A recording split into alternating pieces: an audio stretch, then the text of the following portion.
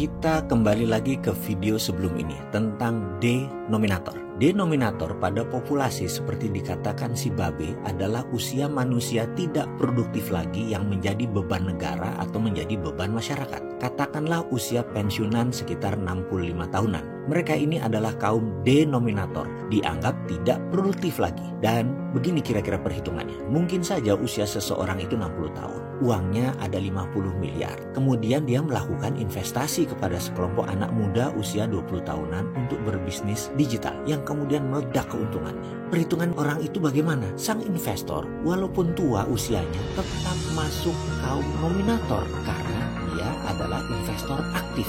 Jadi nominator itu kuncinya adalah berbasis produktivitas. Saya coba memberi penjelasan sekali lagi tentang denominator. GDP nasional Indonesia 918 miliar dolar dibagi dengan 260 juta, maka GDP per kapita bangsa Indonesia adalah 3.600 dolaran seperti keadaan saat ini. Jadi kaum denominator adalah kaum pembagi atau pemberat. Kaum nominator adalah kaum prestasi dan biasanya diwakili oleh usia produktif 15 sampai 58 tahun dalam range skala usia. Jadi kalimat si Babe yang mengatakan suatu hari kita akan jadi denominator dalam video sebelum ini sudah mulai paham kan? Sekarang growth yang dimaksud oleh pemerintah adalah pertumbuhan GDP nasional atau GDP per kapita. Benar, GDP nasional naik 5%. Namun apakah GDP per kapita juga naik 5%? Nah, Anda coba sendiri yang jawab. Jangan-jangan nggak sampai 5% atau malah turun GDP per kapitanya. Karena apa? Karena faktor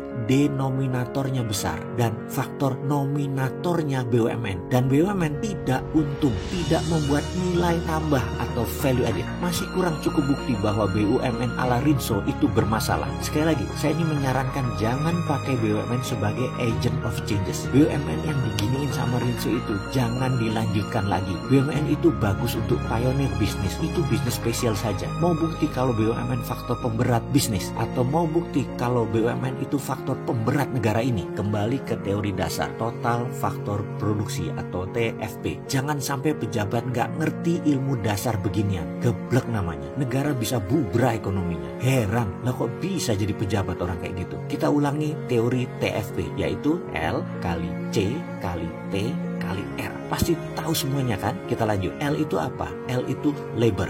Benar, buruh, pekerja profesional adalah nominator. Jadi buruh adalah faktor nominator. Kalau buruh Cina bagaimana? Nah, boleh jujur, mereka nominator labor seharusnya, tapi buat Cina. Kenapa? Karena uang tadi 90% dibawa balik ke kampung halamannya di Tiongkok sana. Mereka nominator bagi Tiongkok. Jadi mereka bukan nominator bagi Indonesia, tapi denominator. Mau diterusin dengan C. C adalah kapital. Masuknya uang adalah nominator. Kalau masuk nggak keluar-keluar, negara langsung naik growth-nya. Dan GDP per kapitanya juga naik dengan mantap. Tapi kalau hutangan dibukukan tahun masuk investasi, ya nominator ditulisnya. Begitu uang dikembalikan plus modal plus untung dagang, ya habis deh uang di tanah air dibawa keluar. Jadi sementara memang kapital itu nominator, tapi pas untung dan keluar dari Indonesia, ya jadi denominator. Sementara faktor pembagi semakin banyak, yaitu populasi Indonesia bisa naik ke 270 juta di tahun 2020. Naik 300 juta mungkin di tahun 2030.